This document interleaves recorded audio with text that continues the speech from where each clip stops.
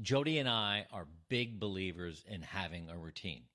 But what we really didn't know is how that routine can get so out of whack when something happens to you, like what just happened to us.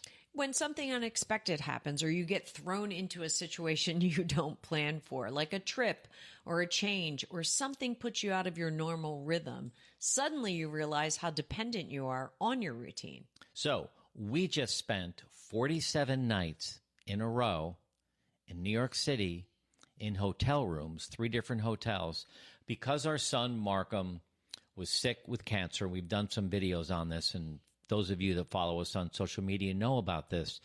But we were thrown into an environment we had totally not planned for. And because of that, what was normal for us and our normal routine completely was wiped out and disappeared. Instead of feeling free, we felt disconnected, distracted, kind of like we were failing at our regular life while we were in the midst of really trying to serve, love, and care for, our oldest son as he was going through his cancer journey. So what revealed to us and what we're going to talk to you about today is how important getting back to those routines and how important a good routine is for you. So this unplanned event for us, spending 47 nights, 3 meals a day in New York City with our entire family, with the kids, familiar routine disappeared. I mean, I made excuses about not going to the gym. I made excuses about not getting up early and doing my ritual of water and reading the Bible and journaling and meditating because I couldn't, because I slept in the hospital 20 of those nights. I was worried about the kids and getting people coffee and all of that. So what I found, though, was at the end of 47 days after Markham passed, I realized how important my routine was for me and how messed up that I was because I didn't do it for the last 47 days. But I think what we really found out was how easy it was to retreat even further away from the healthy routines, the things that we had put in place, the things that were propelling us forward in our retirement. It was easy to just want to stay inside. It was easy just to do familiar things that felt safe. It was easy to watch our energy drop as we isolated from friends and family after this huge tragedy. And, there was a discomfort in trying to figure out how to adjust back to these routines and stay engaged to help us heal faster. While you're super dedicated to your routine, I would say I'm really dedicated, but you're super dedicated.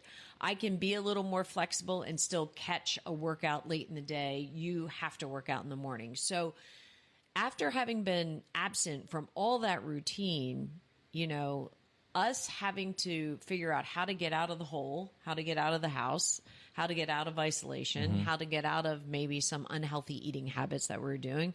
Got to tell you, I didn't realize how much I loved M&Ms until I was stuck in a hospital and there was nothing to eat but in the vending machine, and I would find a pack of M&Ms every other day or so, maybe even every day. Nice job. One of the things I really started to stress over it, that I didn't have my routine, and I really needed to get back into it. So I couldn't do the whole thing. I just couldn't. My mind wasn't there. Markham was sick. The kids were all wondering what's happening. We were all over the place trying to meet up. So I tried a couple of new things. I would walk to the hospital and I would ask someone for directions. I would pop into a new coffee shop, and ask someone, what's it like living in a neighborhood? I would put myself in an uncomfortable situation to give me a little bit of a push to feeling alive again, because I didn't. I felt like I lost my way. Well, I feel like, what we tried to do for those 47 days we were in New York City and out of our routine was we started to create small routines that worked within the situation we were stuck in, right? So not at first. I think 2 weeks went by and we were kind of, as my mom would say, who flung shit. We were just kind of barely struggling to kind of keep up and stay alive and stay engaged and stay on top of logistics and top of medical care and all the things.